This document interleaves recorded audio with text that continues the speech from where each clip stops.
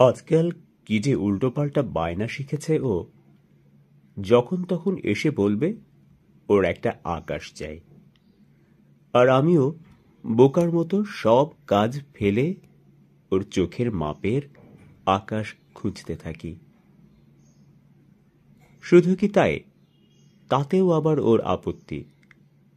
এটাতে বলে মেঘ ভর্তি, তো ওটাতে একঘেয়ে আলো। গোধূলি আকাশ দেখলেই ও আবার লজ্জায় মরে যায়। আমার হয়েছে জ্বালা। মেঘ থাকবে না, রোদ থাকবে না, এমন একটা আকাশ আমি কোত্থেকে খুঁজে আনব? গোলাপ হবে, অথচ কাটা হবে না, রংটাও আবার লাল। এমন আবার হয় নাকি? একটা কথা আমি কিছুতেই বুঝতে পারি না।